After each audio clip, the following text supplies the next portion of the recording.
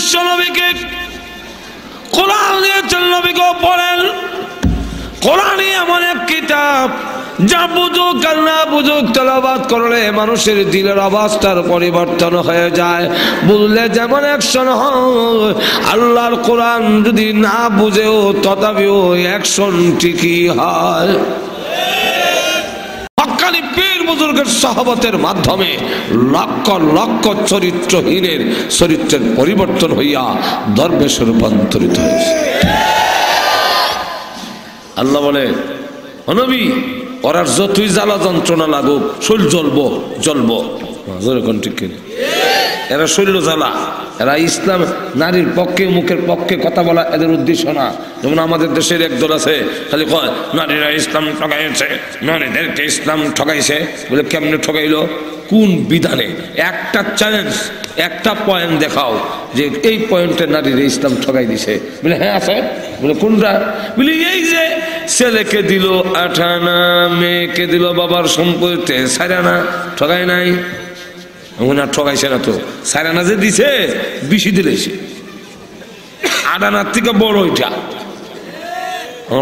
এটা কি করে হইলো? এটা কি করে হয়? বলে আপনি বুঝবেন না, আপনার চৌখো দোষ নাহলে মাথার দোষ। চৌখো দোষ মানে আমাদের সমাজে কিছু লোক আছে দেখবেন চোখ একটু টেরা, কোন দিকে চাইছে বোঝা যায় না। একটা বাত্তিরে 2টা বাত্তি দেয়, এর আঙ্গুলের সামনে, এর চোখের সামনে আঙ্গুলার একটা কথা দিয়ে কয়টা, 1 2টা। এটা কি আঙ্গুল 2টা না একটা? 2টা কয় কেন? এটা কি আঙ্গুলের দোষ না চোখ দোষ? আর নাহলে মাথার দোষ। মাথার দোষ মানে যাদের মাথা ওয়াশিংটন থেকে ওয়াশ করে আনছে। কদুরিটা কইলেন কি কেমনে বুঝান? বলে বুঝান, এটা বলবনে পরে ভাইজান আপনি আমার জবাব দেন। বলে কি বড় যে এরকম পড়ে? আগে আমি জানতে চাই হিন্দুর ধর্মে, সনাতন ধর্মে বাবার সম্পত্তি মেয়েকে কত দিছে? কয় এখনো না।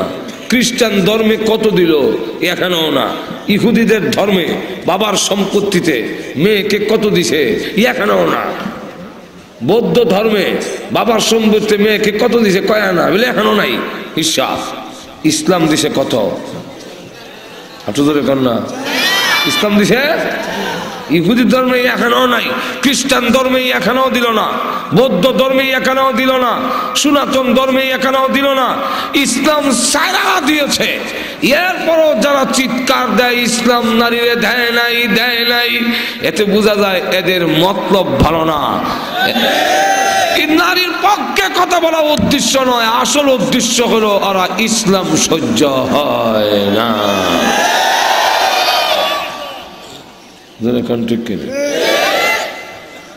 ভাই আমার লক্ষ্য করে দেখুন, ওদের ইসলাম সহ্য হবে না। আল্লাহ রাব্বুল আলামিন বলেন যতই সহ্য না হোক, ওরা যতই অপছন্দ লাগুক, ওয়ালাউ কারিহাল মুশরিকুন। মনে আছে না আয়াত আপনারা? আল্লাহ সেটাতে বলেন যদিও মুশরিকরা অপছন্দ লাগে, ভালো লাগে না, কিন্তু ইসলামী প্রাধান্য পাবে, আটকায় রাখতে পারবে না। এই হইল আয়াতের এতক্ষণ মর্মার্থ কইলাম, খালি অর্থটা কিছু ব্যাখ্যা বলবো। আল্লাহ রাব্বুল আলামিন তার নবীকে এইভাবে কেন পড়াইলেন? কোরআন শরীফ দিয়ে দ্বীনে হক দিক, এই আয়াতটা বুঝতে হলে আগে প্রেক্ষাপটটা বুঝতে হবে। আল্লাহ রাব্বুল আলামিন তার নবীকে যখন পাঠিয়েছিলেন তখন অবস্থায় এমন, মানুষের অবস্থায় এমন ছিল, আজ থেকে প্রায় 1000 বছর আগে বিশ্ব নবী যে দুনিয়াতে এসেছিলেন ওই সময় অবস্থাটা হলো এরকম। আল্লাহু আকবার, সুরতে মানুষ কিন্তু সিরতে মানুষ পশুর চাইতে নিকৃষ্ট। বাবা কইয়া নিজের সন্তান মেয়েকে জীবন্ত অবস্থায় কবর দিয়ে ফেলতো। কবর দেওয়ার সিস্টেম হলো কিতাবের মধ্যে উল্লেখ করেছে, বাবা হইয়া গর্ত খনন করে, গর্ত শেষ হয়ে সারলে মেয়েটিকে নিয়ে বলে এটার ভিতরে নিচের দিকে তাকায় দেখতো।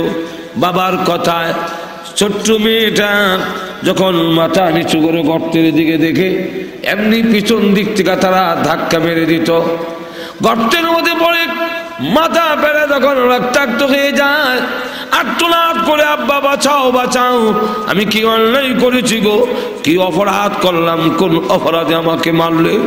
বাবা নামক পুরুষটা একটুকু দয়া লাগে না, একটুকু মায়া লাগে না, বরং উপর থেকে আরো পাথর ছাড়তে থাকে।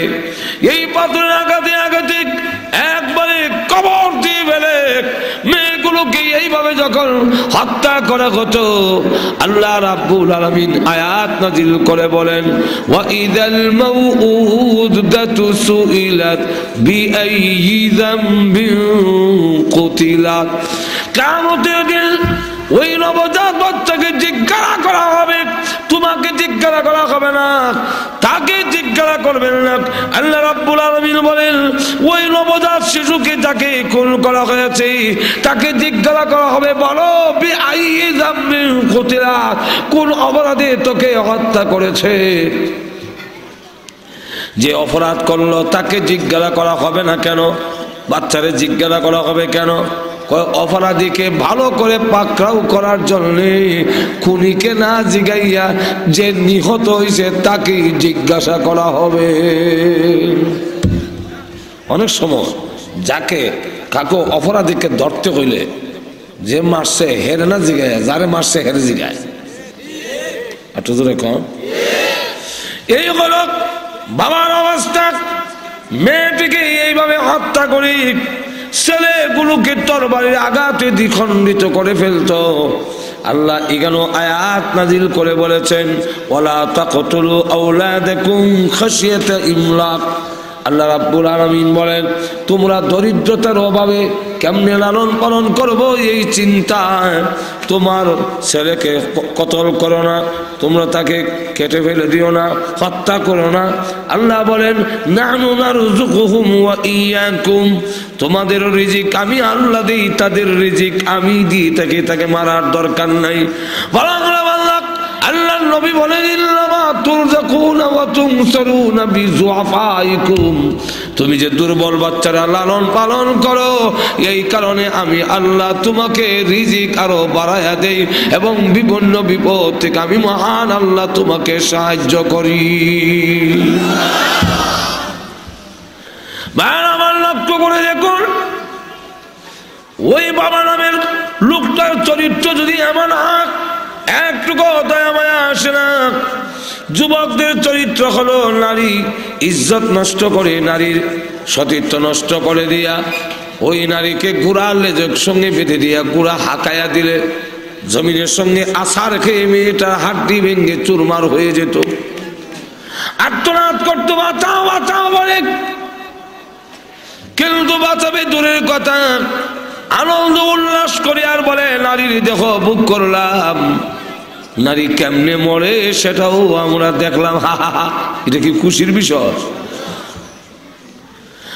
আমার লক্ষ্য করে দেখুন, মারামারি খুনাখুনি এমন ভাবে লিপ্ত হয়েছিল পশুর মতো। একটা পশু একটা বলদ আর একটা বলদকে দেখলে, একটা ষাঁড় আর একটা ষাঁড়কে দেখলে দেখবেন শিং দিয়া মাটি উড়ায়, আবার পা দিয়ে গর্ত করে। দেখছেন কিনা এমন দৃশ্য? না দেখেন নাই? আর কয় কি,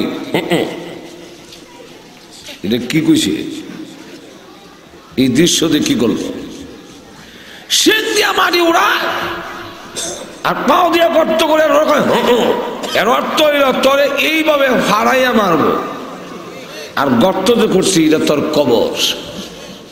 আর দিয়ে বোঝায় বেড়াই লাগবা। এই চরিত্র ছিল মানুষের। ঘুমাই গেছেন না খেয়াল? এই চরিত্র ছিল তখন মানুষের। ধর্মীয় অবস্থা, সাধারণ জ্ঞান বলে আমাদেরকে যে আল্লাহ জ্ঞান দিচ্ছেন মাথার মধ্যে, সেই জ্ঞানই বলে মানুষ আল্লাহ ছাড়া পৃথিবীর কোন মাখলুক কোন বস্তুর সামনে সম্মান দেখাবার জন্য মাথা নত করতে পারে না। আর তো জোরে কম। সাধারণ জ্ঞানী বলে আমি মানুষ হইয়া কোন কবরের সামনে মাথা নত করতে, সম্মান দেখাবার জন্যে কথা কিন্তু আবার একটু বুঝলি, আনিলে আবার কইব তো আর এখন ধান কাটা যাবে না, তাহলে তো এখন ক্ষেতের মধ্যে ধান রোপণ করা যাবে না, তাহলে তো জুতার ফিতা বান্ধা যাবে না। কই জুতার ফিতা বান্ধন আর কই হিসাবে সামনে মাথা নত করা, দুটাই এক না। প্রয়োজনে প্রয়োজনে হাজারো বার মাথা নোয়ানি জায়েজ, যেরকম ঠিক। আর কাউকে কোনো বস্তুকে, কোনো মানুষকে, কোনো পাথরে, কোনো গাছরে, কোনো মূর্তিরে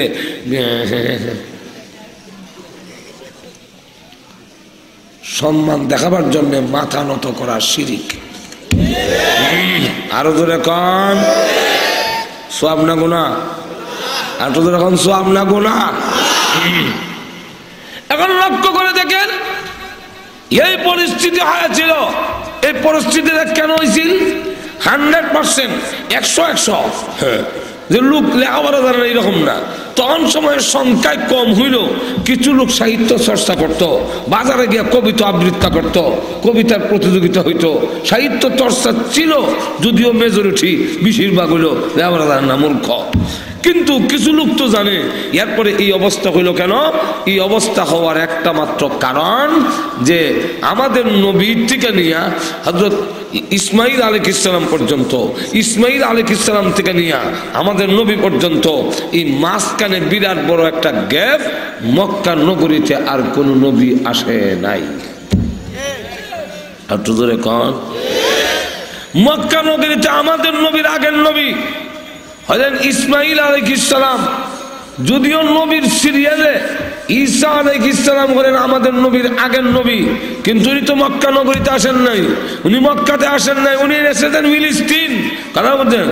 এখন মক্কা নগরীতে এসেছিলেন ইসমাইল আলাইহিস সালাম, আর এরপরে আইছেন আমাদের নবী। বিরাট বড় একটা গ্যাপ। জাহান্নামের কথা শোনায় নাই, দুজকের কথা শোনায় নাই, কবরের আযাবের কথা জীবনে কোনোদিন শুনে নাই। ফলে মানুষ গাফেল হয়ে গেছে। এই মানুষগুলো আখিরাত থেকে একবারে গাফেল। আল্লাহ রাব্বুল আলামিন তাই বলেন কোরআনে, লিতুনযির কওমান মা আবাউহুম ফাহুম গাফিলুন।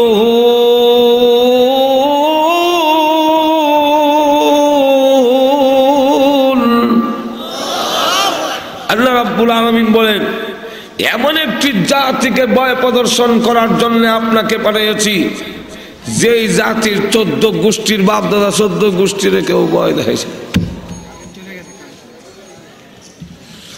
ইন্না লিল্লাহি কোন কারণ যখন গেছে সিল্লা ছিলে না, করে সিল্লে মানুষ না, কারেন্ট গেলে কখন লাগে ইন্না লিল্লাহি,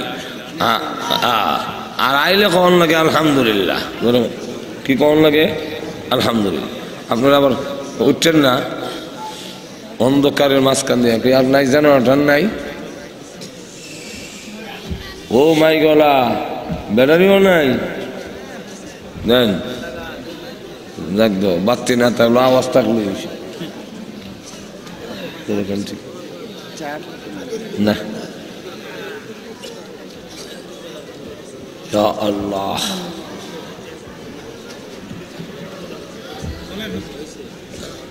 আলহামদুলিল্লাহ। মাইকটা একটু বাড়ায় দেন না, এই অত ওয়াল মাইক আনলে আপনারা এই মাইক আনেন কেন? গানও নিলে করে 1 নম্বরটা। ভাই আমার লক্ষ্য করে দেখেন, আল্লাহ রাব্বুল আলামিন বলেন, এই জাতি কোনদিন পরকালের কোনো ওয়াজ শুনে নাই বলে গাফেল হয়ে গেছে। এই জাতিকে পরিবর্তন করার জন্য আমি আল্লাহ রাব্বুল আলামিন আপনার কাছে কোরআন নাজিল করেছি। এখন আমি কোরআনের মাধ্যমে সম্ভব এই জাতিকে পরিবর্তন করার জন্য, চরিত্রের পরিবর্তন করার জন্য আল্লাহ রাব্বুল আলামিন বলেন, নবীজি আমি আপনাকে কোরআন শরীফ দিলাম, বিল হুদা মানে কোরআন শরীফ দিলাম। কোরআন শরীফ দেওয়া কেন? আমার কোরআনই পারে মানুষের দিলকে পরিবর্তন করে দিতে। এই জন্য আল্লাহ রাব্বুল আলামিন বলেন, নবীজি ফাযাক্কির ইন্নামা আনতা মুযাক্কির লাস্তা আলাইহিম বিমুসাইতির। আল্লাহ রাব্বুল আলামিন বলে আপনি নসিহত করুন, আপনি নসিহত করনেওয়ালা, আপনি দারোগা না। কেন? দারোগা পিটাইয়া মানুষ ভালো করতে পারে না, কিন্তু আমার কোরআন মানুষের দিল পরিবর্তন করে দিলে অটোমেটিক মানুষ তখন চরিত্রবান হয়, ভালো হয়, পাপা চার ছেড়ে দেয়। জোরে কণ্ঠে খেয়ে না নবীজি আমার কোরআন তেলাওয়াত করুন। ভাই আমার নবীজি কোরআন তেলাওয়াত শুরু করলেন, হাটে ঘাটে বাজারে বিভিন্ন জায়গায় কোরআন তেলাওয়াত শুরু করলেন। ঠিকই দেখা গেল কোরআন তেলাওয়াতের মাধ্যমে মানুষগুলোর পরিবর্তন হইয়া এমনকি কাফের পর্যন্ত কালিমা পড়ে মুসলমান হয়ে যায়। নবীজির বিরুদ্ধে যতই অপপ্রচার শোনাক, তুফাইল ইবনে আমির রাদিয়াল্লাহু আনহু নামে একজন সাহাবী, উনি আরবি সাহিত্য জানতেন, আরবি কবিতা বানাতে পারতেন। তিনি একদিন দেখা গেল ওনাকে মক্কার লোকেরা কুরাইশরা তার কান বাড়ি করে ফেলেছে, সাবধান রে তুফাইল, কোনদিন মুহাম্মাদের সামনে যাবি না, কারণ মুহাম্মদ মারাত্মক পাগল। এইভাবে যখন বুঝেছে, উনিও মোটামুটি মুহাম্মদ নামটা একটা আতঙ্ক হয়ে গেছে, রসুলের নাম শুনলেই দিকে যায় না। ঘটনাক্রমে একদিন খানায় কাবার সামনে দিয়ে যায়, আর রসুল এই সময় কাবার সামনে কোরআন পড়তেছেন। তুফাইল ইবনে আমির নবীর দিকে দৃষ্টি পড়ার সাথে সাথে আর দৃষ্টি বিরাতে পারে না, পা আর চলে না।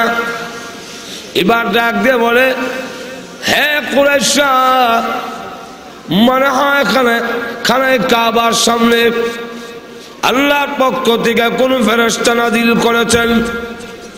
কুরাইশরা বলেন, কোথায় ফেরেশতা? যে ওই যে দাঁড়িয়ে আছেন। নবীজির দিকে দেখায় বলেন, এই যে দাঁড়িয়ে আছে। উনি বলেন না। কুরাইশরা ডাক দিয়ে বলে, উনি তো ফেরেশতা নয়, উনি হলেন আব্দুল্লাহর ছেলে মুহাম্মদ সাল্লাল্লাহু আলাইহি ওয়াসাল্লাম।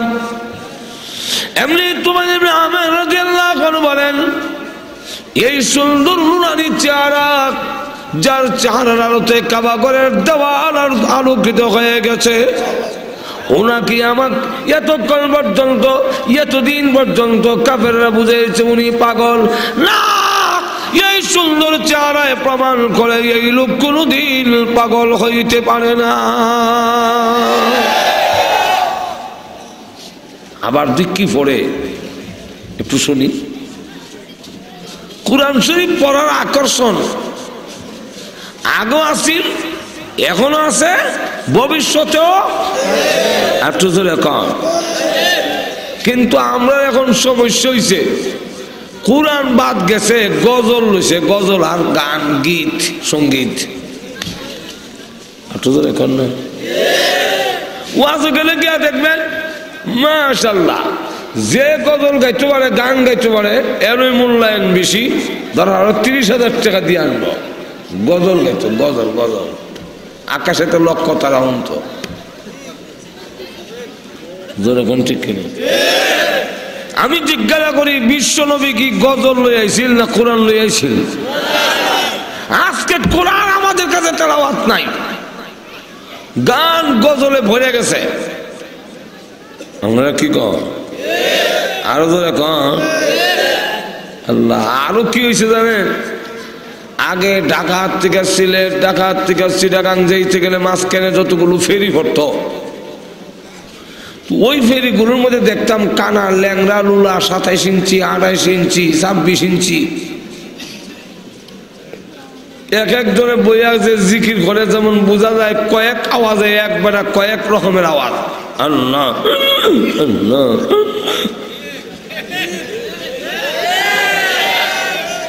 আর জিকির করার সময় দেখা যেত কলব জারি গেছি, কারণ এর দুই সাইড লড়ে। আল্লাহ আল্লাহ।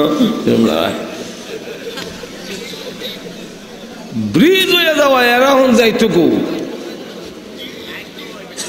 বেশিরভাগ লোকেরা এই ওয়াজের এক ব্যবসা হেরারে নিয়ে ওয়াজের স্টেজে তুলে দিছে। 27 ইঞ্চি গেদি এক বড় বক্তা কোরআন শরীফ পড়তে না আউযু বিল্লাহি মিনাশ শাইতানির রাজিম এমনি পাবলিক উঠে দিছে তো পাবলিকে বুঝে দিছে। আল্লাহ নবী নবীকে কোরআন দিয়েছেন, নবীকে পড়েন। কোরআনই এমন এক কিতাব যা বুঝুক আর না বুঝুক তেলাওয়াত করলে মানুষের দিলের অবস্থার পরিবর্তন হয়ে যায়। বুঝলে যেমন অ্যাকশন হয়, আল্লাহর কোরআন যদি না বুঝেও তথাপিও অ্যাকশন ঠিকই হয়। বুঝলে তো বালা বুঝতে পারলে কিতা আর বাড়তি মনে হয় তো না। আরে জীবন বর্ত লাইটের মধ্যে ওয়াজ শুনছেন, একবার অন্ধকারে ওয়াজ শুনে দেখেন না কেমন লাগে। আর বেশি সময় নাই, অল্প সময় একটু শুনেন। অনেক কাল নাম্বা বাড়াই দিছে, আর বাড়াই দেওয়া যায় না। কথা বলছেন না? এখন শুনেন যে কথাটা বলতে চাইছিলাম যে ওই কোরআন শরীফ আল্লাহর নবীকে আল্লাহ রাব্বুল আলামিন বলেন কোরআন পড়েন। কোরআন শরীফের মধ্যে এমন ক্ষমতা, বুঝুক আর না বুঝুক, এটা গ্রহণ করলে তার অ্যাকশন হয়, তার অবস্থার পরিবর্তন হয়ে যায়। তুফাইল ইবনে আমর রাদিয়াল্লাহু আনহু বলেন, প্রথম নম্বর হলো এই সুন্দর নুরানি চেহারা কোনদিন পাগলের হইতে পারে না। 2 নম্বর হলো এত মধুর কণ্ঠের তেলাওয়াত আমার জিন্দগিতে কোনোদিন আমি শুনি নাই। ভাইরা আমার, আপনারা কোনো প্রমাণ দিতে পারবেন না আজ পর্যন্ত যে অমুকের টেলিভিশন দেখা গান শুনতে শুনতে নামাজি হয়ে গেছে, এখন আর বেনামাজ না, এখন সুদ ছেড়ে দিছে, সুদ খায় না। এমন নজির পৃথিবীতে দেখাতে পারবে না। মমতাজের গান শুনে লোকটা এখন দরবেশ হয়ে গেছে। একটু দূর এখন আছে, আরো দূর এখন আছে। এখন কি আওয়াজ করতাম, হ্যাঁ ভাইরা আমার, লক্ষ্য করে দেখেন এই অবস্থা ওই তুফাইল ইবনে আমর রাদিয়াল্লাহু আনহু উনি যে বলছেন কোরআন তেলাওয়াতের আকর্ষণ, আমি যে বলতেছিলাম দুনিয়ার কোনো ইতিহাস নাই গান শুনতে শুনতে দরবেশ হয়েছে, নামাজি হয়েছে, দিনদার হয়েছে, সুদ ছেড়ে দিছে, মহিলারা পর্দানিশীল হয়েছে, এমন একটা ঘটনা আল্লাহর জমিনও নাই। কিন্তু এই বর্তমান যুগেও এই এখনো আমেরিকাতে শুধু আলহামদু সূরার তেলাওয়াত শোনার পরে 1 জন 2 জন না 8 জন খ্রিস্টান দাঁড়াইয়া কালিমা পড়ে মুসলমান হয়ে গেছে। এক কিতাব বুঝছো মুসলমান হইল, বুঝছো না কিছু, খালি যেমনি কইছে টান মারছে কারি যাবে আলহামদুর থেকে নিয়া মাশাআল্লাহ আলহামদুলিল্লাহ। আমার যে জায়গা শক্ত করে আলহামদুলিল্লাহ কই না, আলহামদুলিল্লাহ সুচা যেত না পারে জোরে কন্ট্যাক্ট কিনে কোরআন শরীফ যখন পড়ছে আলহামদুলিল্লাহি রাব্বিল আলামিন আর রহমানির রহিম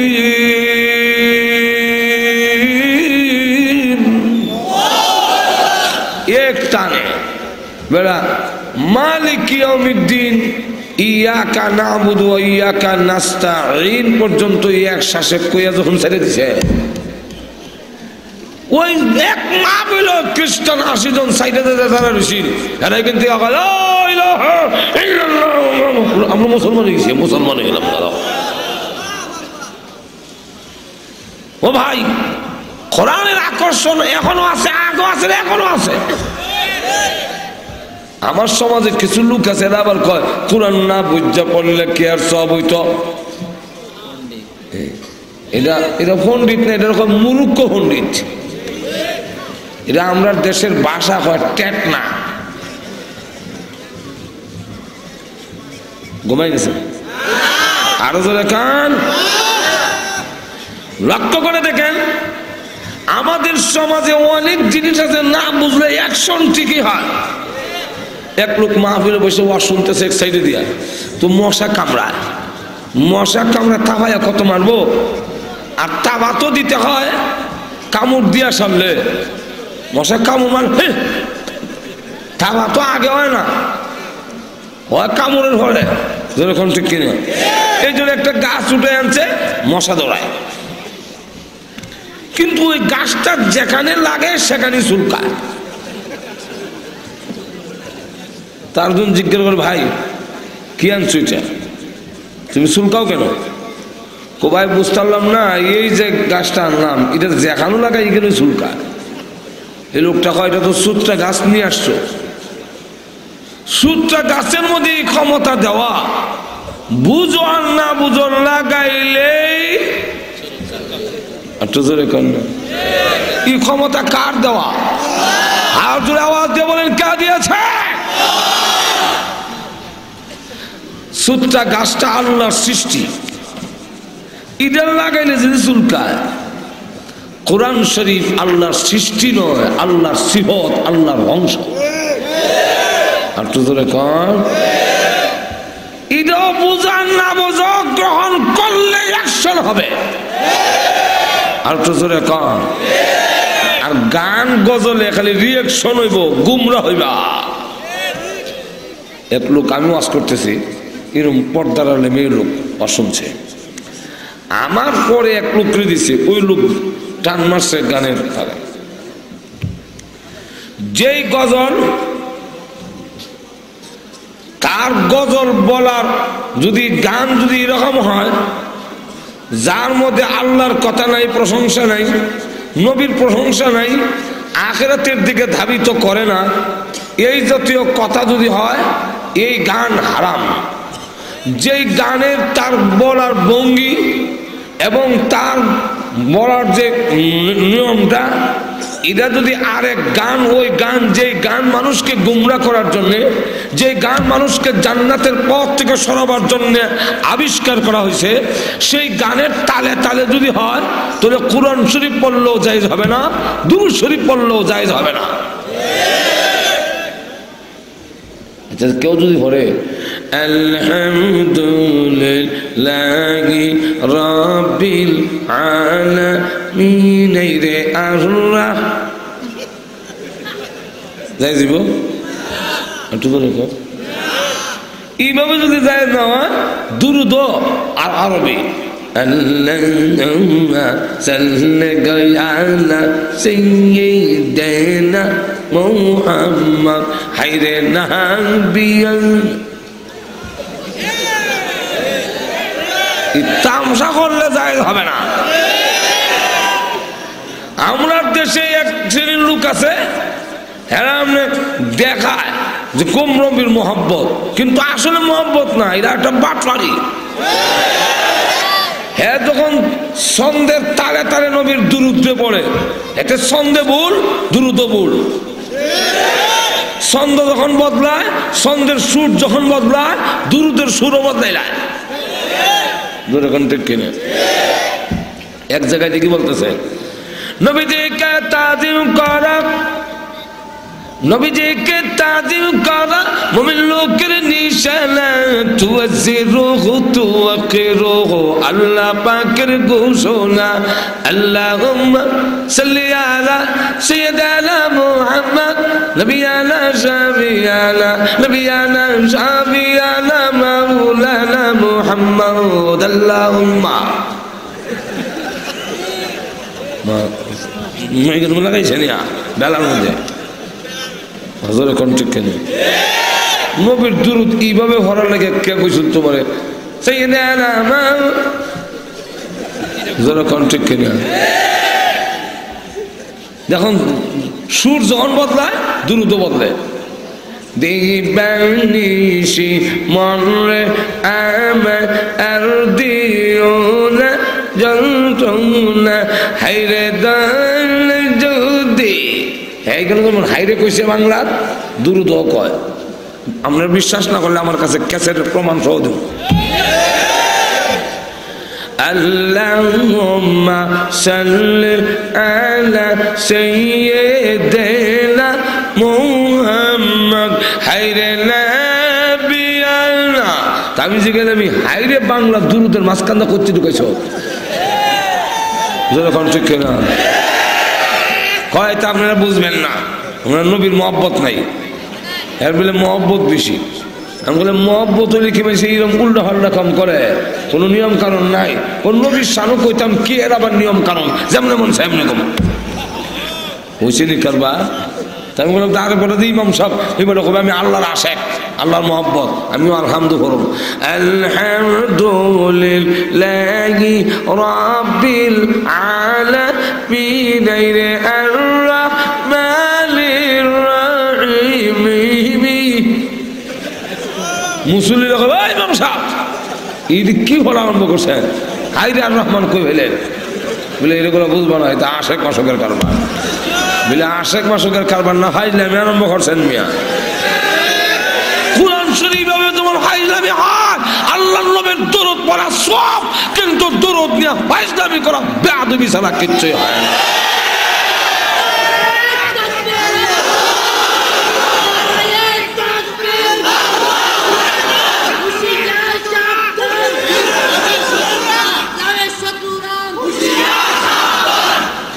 আমার তুমি লক্ষ্য করে দেখেন তো তালটা কি তালটা যদি গানের তাল হয় যেমন বেদের মেয়ে জুসনায় আমায় পাগল করেছে এই যে একটা সেউন ছিলাম আরে আকাশেতে লক্ষ তারা জোনাক জ্বলেছে এই যে ছে ছে যদি মিলাও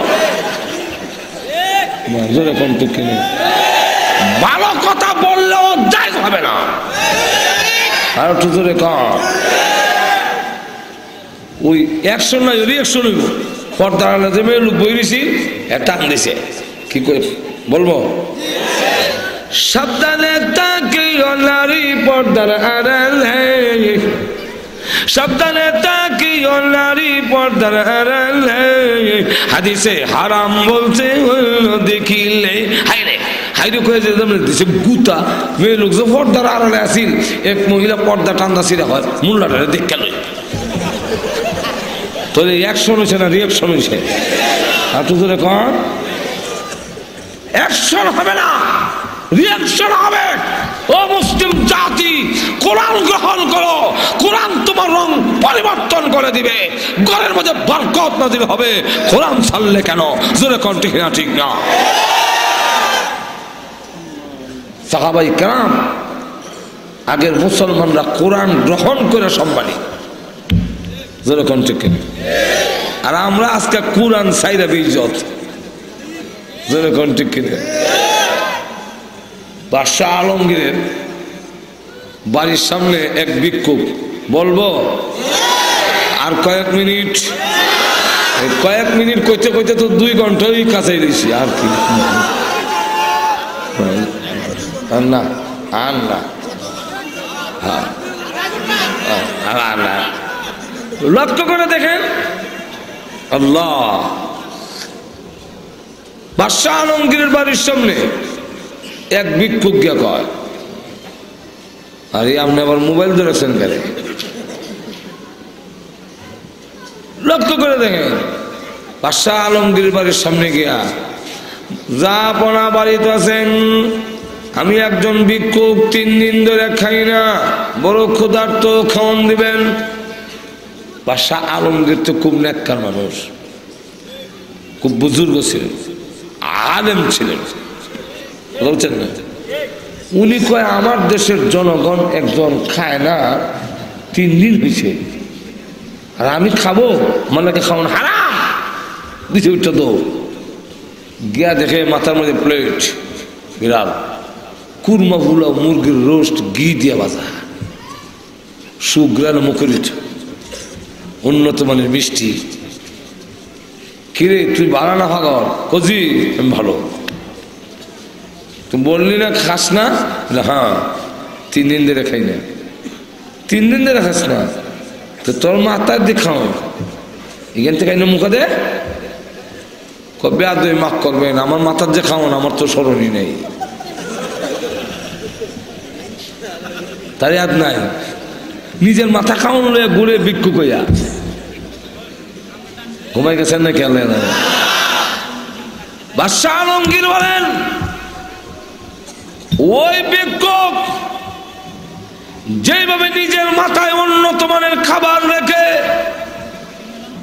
মানুষের দ্বারে দ্বারে দুয়ারে দুয়ারে লাঞ্ছিত অপমানিত হইয়া খাবারের আশায় ঘুরছে ঠিক তেমনি ওই মুসলিম জাতি কোরআনের মতো মহাগ্রন্থ তার তাকের মধ্যে রেখে ইহুদি খ্রিস্টানের দ্বারে দ্বারে লাঞ্ছিত অপমানিত হয়ে ঘুরছে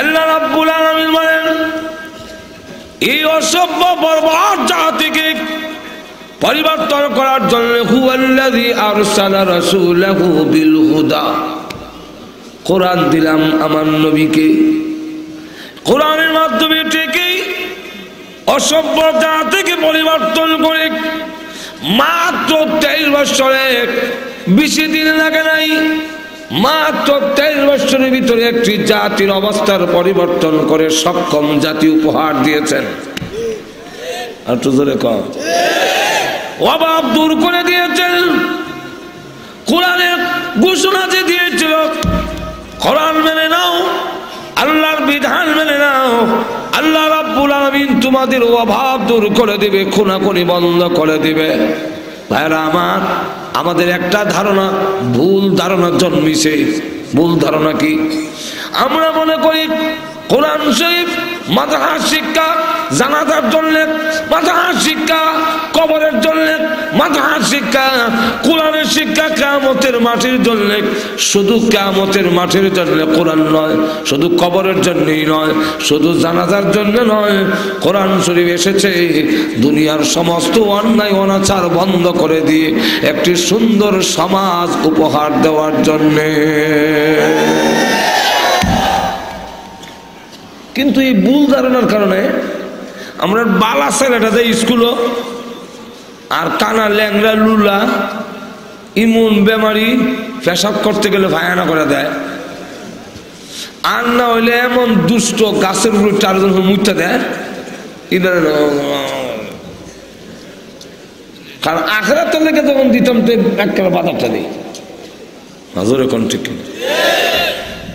কোরআনের শিক্ষাকে আমরা মনে করি কিন্ডার গার্ডেনও করবো সরকারি প্রাইমারি আছে এরপর এটা চলে না আবার কেজি স্কুল কিন্ডার গার্ডেন 1000 টাকাতে ভর্তি আর মাসে মাসে 200 টাকা বেতন দিয়ে দেয় মিস নেই আগডুম বাগডুম ভর্ত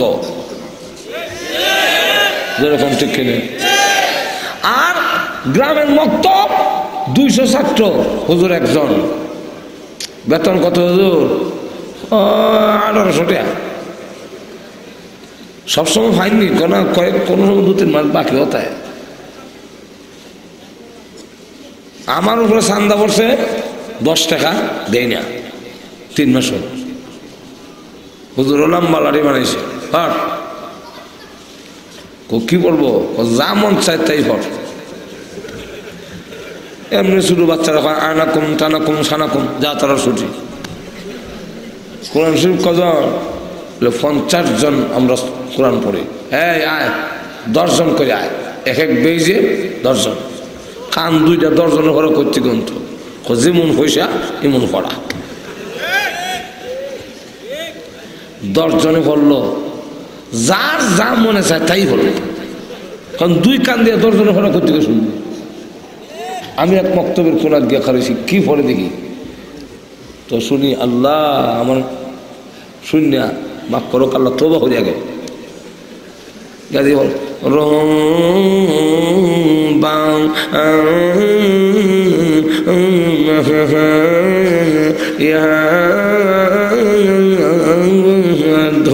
আল্লাহ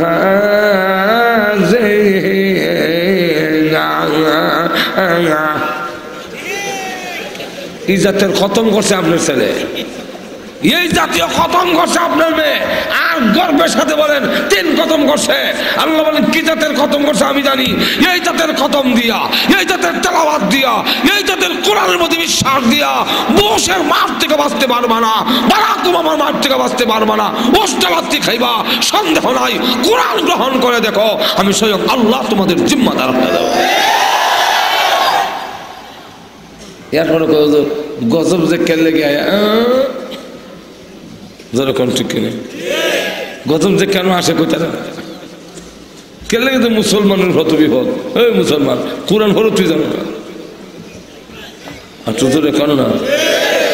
আল্লাহ রাব্বুল আলামিন জানায়া দিয়েছেন কোরআন যদি মেনে নাও আমি আল্লাহ রাব্বুল আলামিন ওয়াদা দিলাম এই জমিন আকাশ সবগুলোর বরকতের দরজা আমি খুলে দিব, অভাব দূর হয়ে যাবে, সমাজের মধ্যে নিরাপত্তা চলে আসবে। আর না হয় তোমাদের সমাজের নিরাপত্তা আসবে না, জিনিসের দাম কমবে না, বাড়তে থাকবে, কোনাকুনি বন্ধ হবে না, কোনাকুনি হতেই থাকবে। যদি এগুলা বন্ধ করতে হয় আমি আল্লাহর কোরআন ছাড়া জীবনও সম্ভব নয়। একটু জোরে কম। কোরআন যখন এসেছে আমার ওয়াজ নয় ঠিকই এমন নিরাপদ হয়ে গেছে। এখন দেখা যায় মহিলা রাস্তা দিয়ে যায়, যুবকরা চোখ তুলেও তাকায় না। এক মহিলা আরেক যুবক দেখে আসতেছে, ভয় করে কাঁপতেছে, এখন কি করে এই যুবক নিয়ে আমার ইজ্জত নষ্ট করে ফেলে। যুবক কাছে এসে বলে মাগো ও মা রাস্তা হারিয়ে ফেলেছেন কি আমার কাছে বলুন, আমি নিয়ে বাড়িতে পৌঁছাইয়া যাই। মহিলা ডাক দিলে যুবক আগে জানতে চাই তোর বাড়ি কি এই দেশে না? হ্যাঁ আমার বাড়ি তো এই দেশে। এমন সুন্দর চরিত্র তোর কে বানাইছে? যুবক ডাক দিলে মা কিছুদিন আগে আমারও চরিত্র এমন হয়েছিল, কিন্তু জানেন না গো আমি আল্লাহর কোরআন শিখেছি, আল্লাহর কোরআন পড়েছি, আল্লাহর কোরআন আমাকে শিক্ষা দিয়েছে গো মা। এই জমিনে কেউ না দেখলেও আমার আল্লাহ আমাকে দেখতেছে। কিয়ামতের মাঠে আল্লাহর সামনে দাঁড়ায় জবাবদিহি করতে হবে গো মা। এই কারণে আমি এখন জিনার মতো গুনাহ ছেড়ে দিয়েছি, আমি আর জিনা করি না, এই অপরাধ আমি আর করি না। তাহলে একটি মানুষ চরিত্রবান যদি আমাদের সমাজের চুরি ডাকাতি চিন্তায় দর্শন অপহরণ এগুলো যদি বন্ধ করতে হয় কোরআনের তালিমের মাধ্যমে বন্ধ সম্ভব, অন্য কোনো তালিম দেওয়া সম্ভব নয়। একটু জোরে কম। পারবে? পারবে? পারে না, ডান্ডায় হারে না, বরং আরো বাড়ে, দুর্নীতি আরো বাড়ে, পানি আরো বেশি করে দেয় দুধের মধ্যে, গুড়াইয়ে মারে, ঘুষের পরিমাণ বাড়ে। যখন দেশে মার্শাল্য আসে তখন যেই কামরা করতে না আগে 20,000 দিয়া এই সময় 40,000। কেন? আইন গরম। কি গরম? আইন বড় গরম, এর লেগে আরো ঘুষের পরিমাণ বাড়ছে, কমে না। যেরকম ঠিক কিনা? তাহলে আমাদের সমাজেও এই নৈতিকতা অবক্ষয়, চুরি ডাকাতি চিন্তায় দর্শন অপহরণ মারামারি কাটাকাটি এগুলো যদি বন্ধ করতে হয় কোরআনের তালিম কোরআনের আলো ঘরে ঘরে ছড়াইতে। আর দুই নম্বর হইল কোরআনই একমাত্র এমন কিতাব এমন তালিম যা দুনিয়ার পরেও চলে, আর একটাও দুনিয়ার পরে চলে না। চলে আপনার যখন সাকরাত আরম্ভ হবে, আপনার এক ছেলে বড় ইঞ্জিনিয়ার, সে যদি এসে কয় হ্যাঁ আব্বা আমি ইঞ্জিনিয়ার, এক ফাতা যদি ইংলিশ বই পড়া বাবার কানের কাছে ফু দেয়, সাকরাত মাফ হইব তো? আর যখন তাদের খারা দুইটা সিং মাঠে ফারে ডিম আটিমা টিম টিম, ইমন আশ্চর্য মিশা পড়া, তাদের খারা দুইটা সিং মাঠে ফারে। আচ্ছা আমি জিজ্ঞাসা করি আপনাদের হাঁস মুরগি আছে তো, ডিম পারেনি, শিং আছে, গরু ছাগল আসেনি, শিং আছে, গরু ছাগলের শিং নাই, ডিম পারে। তাহলে আপনার ছেলে কি বললো? তাদের খাড়া দুইটা শিং আর নিচে তা পারে, এটা কোনটা? এমন আশ্চর্য হরা। এই হরা যদি হইলে আপনার বাবার কানের কাছে কয় মাফ হইব? যদি কয় লাখে লাখে মানুষ মানলো কাতারে কাতার বনিয়া বাসিয়া সাইয়া দেখি শুধু কয়েক হাজার খাইব।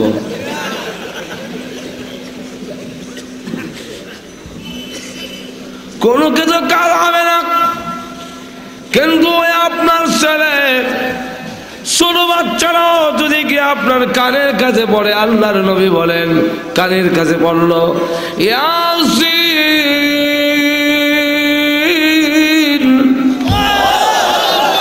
ওয়াল কুরআনিল হাকীম ইন্নাকা লামিনাল মুরসালিন। এমনি আল্লাহ রসুল বলেন, আল্লাহ ডাক দেখো এই ফেরেশতারা চাপ দিয়ে ধরো না, আমার সূরা ইয়াসিনের তেলাওয়াতের বরকতে আমি আল্লাহ এই মুহূর্তে তার মরণের কষ্ট মাফ করে দিলাম। মরণের কষ্ট মরণের কষ্ট মাফ করে দিচ্ছে। তো মরণের কষ্ট যদি আল্লাহ রাব্বুল আলামিন মাফ করে দেয় যে কোরআনের তেলাওয়াতের কারণে, তাহলে এই কোরআনের শিক্ষা আমরা নেওয়া গ্রহণ করার দরকার নেই।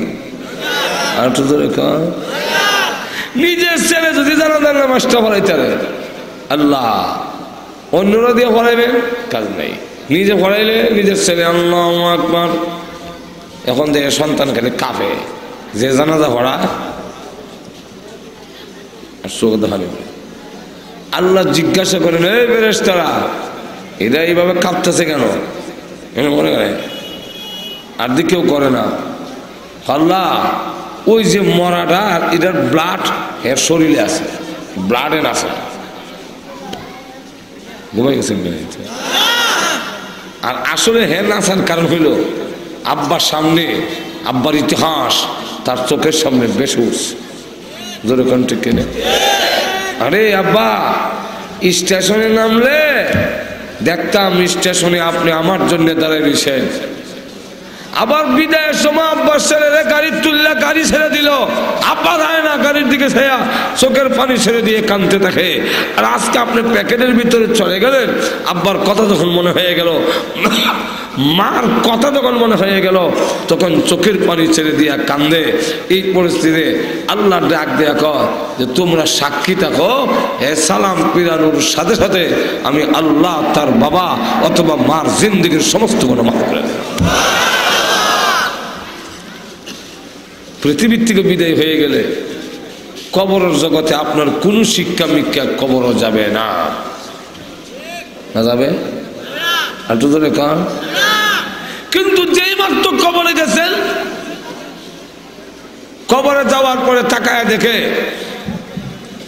সূর্য লাল, কিছুক্ষণ পরে যেন ডুবে যাবে। যারা দাফন করতে আসছিল তাদের জুতার শব্দ কবর থেকে শোনা যায়।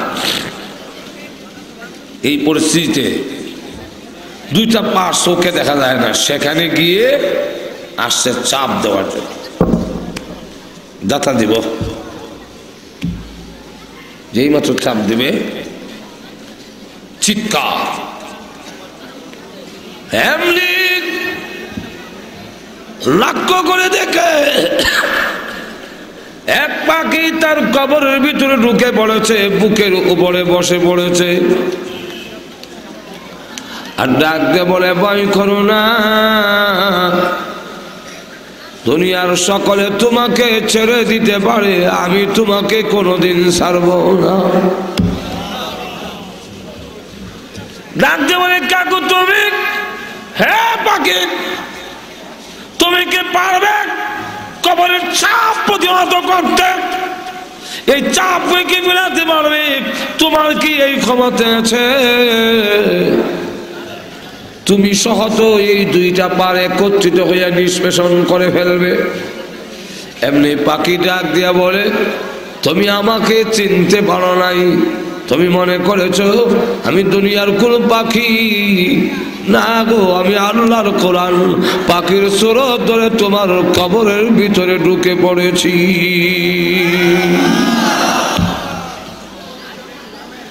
সব তোমাকে ছেড়ে দিতে পারে, আমি আল্লাহর কোরআন তোমাকে ছেড়ে দিতে পারি না। আমি আল্লাহর কাছে দরখাস্ত করব, যতক্ষণ পর্যন্ত তোমার কবরটা জান্নাতের বাগান না হবে, আমি আল্লাহর কোরআন তোমাকে ছেড়ে বিদায় হব না। শুধু এখানেই না, আরো কিয়ামতের কঠিন ময়দানে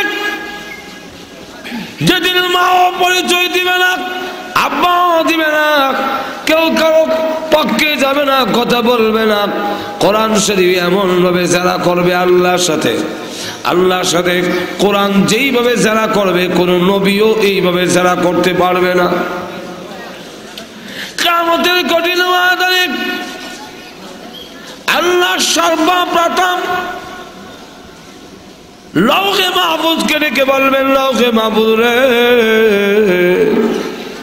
আমি আমার কালাম কথাগুলো তোমার কাছে জমা রেখেছিলাম, ফেরত দিয়ে দাও। কতটুকু আমানতদারি আদায় করেছো? লৌহে মাহফুজ জবাব দিবে, প্রভু গো, আমার কাছে তো নাই, জিবরাইল না নিয়ে গেল। জিবরাইলকে ডাকা হবে, হ্যাঁ জিবরাইল, আমার কোরআন কি করেছো? জিবরাইল ডাক দিবে, প্রভু গো, তোমার কোরআন লৌহে মাহফুজ থেকে নিয়ে আমি আমার কাছে রাখি নাই, আল্লাহ লৌহে মাহফুজ থেকে নিয়ে ডাইরেক্ট তোমার বিশ্ব নবীর সিনার মধ্যে রেখে দিয়েছি। আল্লাহ তার প্রমাণ কোরআনে, নাযালা বিহির রূহুল আমিন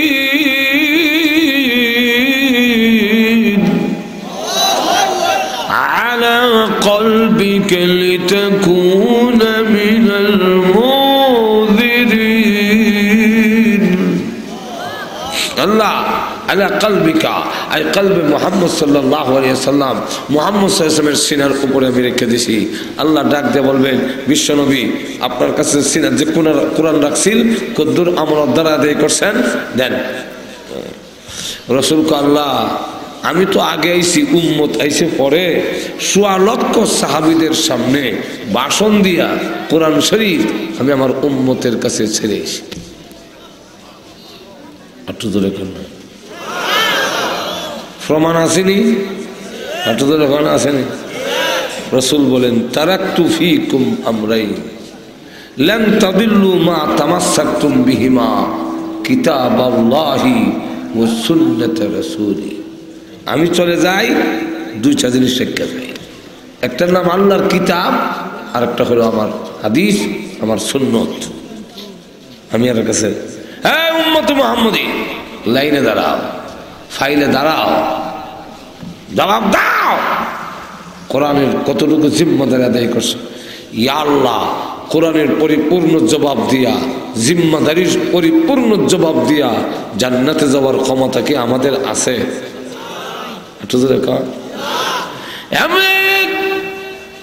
বিশ্ব নবী ডাক দেওয়া, প্রভু গো, একটু সময় দেন আমাকে, এদের জিজ্ঞাসা করার আগে আপনি সময় নিয়ে কি করবেন? আল্লাহ, আমি আদম নবীর কাছে যাব, যান আপনাকে সময় দিলাম, আদম নবীর কাছে যাবেন। তখন আদম নবী, ওই যে আমার উম্মত লাইনে দাঁড়াইছে, এরা পরিপূর্ণভাবে জবাব দিতে পারবে না, যদিও আমার উম্মত আপনারই সন্তান। চলুন আপনিও চলুন, আল্লাহর কাছে যাই, দুজন গিয়া দরখাস্ত করি, আল্লাহ যেন পরিপূর্ণ জিজ্ঞাসা না কইরা এদের ছেড়ে দেয়। আদম আলাইহিস সালাম বলেন, চলেন যাই, আপনি সকলের আব্বা এবং আপনার সর্বপ্রথম নবী, আর আমি হলাম সর্বশেষ নবী। তাহলে দুই নবী যদি যাই গো, ওগো আদম আলাইহিস সালাম, বোঝা গেল পুরা নবীদের জামাতই এর ভিতরে আছে, প্রথম এবং শেষ নবী আছেন। যেরকম ঠিক কিনা? আদম আলাইহিস সালাম বলেন, না আমি পারবো না, আজকে কিয়ামতের মাঠে আমার সন্তানের পক্ষে কথা বলতে আমি পারবো না, আমার ভয় হয়। বিশ্বনবী ব্যর্থ হইয়া কিয়ামতের মাঠে সিজদা দিয়া কাঁদতে থাকবেন। আল্লাহ এই কিয়ামতের মাঠে আদম আলাইহিস সালাম বাবা হইয়া সন্তানের জিম্মাদারি ছেড়ে দিতে পারেন, কিন্তু আমি নবী, আমি না রাহমাতুল লিল আলামিন, আমার অনেক উম্মত এই লাইনে দাঁড়ায় আছে যারা তোমার কোরআনের জন্য বাড়ি ঘর ছেড়ে দিয়েছে। আল্লাহ অনেক কষ্ট করেছে, এমন অনেক উম্মত আছে যাদের বাড়ি কোথায়? শ্রীপুর, গাজীপুর, এত দূরে বাড়ি, জীবনে কোনোদিন তোমাকে দেখে নাই, আমি নবীকেও দেখে নাই, কিন্তু কোরআন জাগিয়ে দিল, কোরআন সিনার মধ্যে রাখলো, খাইয়া না খাইয়া কোরআনের ভিতর মেহনত করলো, ত্রুটি তো অবশ্যই তার থাকবে গো আল্লাহ। এদেরকে রেখে দিয়া আমি নবী জান্নাতে যেতে পারি না। এমনি আল্লাহ ডাক দিয়ে বলবেন, ওগো নবীজি আপনার মাথা উঠান, ওগো নবীজি আপনার মাথা উঠান, ও আল্লাহর নবী ইরফারা সাকা, আপনার মাথা উঠান, আমি আল্লাহ এই কিয়ামতের মাঠে কোরআনের হাতে দায়িত্ব ছেড়ে দিলাম। আমার কোরআন যাকে বলবে তাকে মাপ। এখন দেখা যায় একজন একজন করে একজন করিয়া কোরআন ধরে আনছে।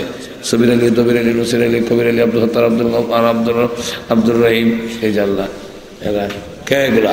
আমার দর্শী হ্যাঁ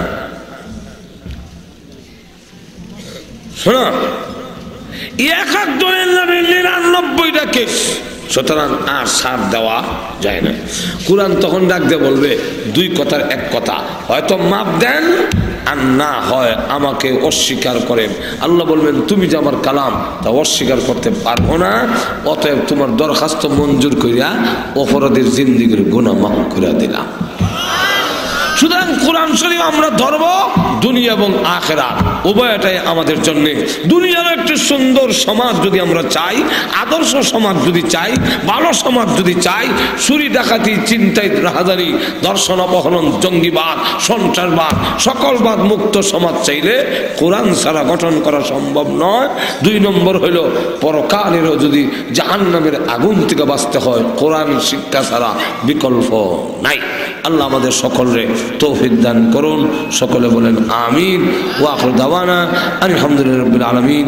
আসসালামু আলাইকুম ওয়া রাহমাতুল্লাহি ওয়া বারাকাতুহু।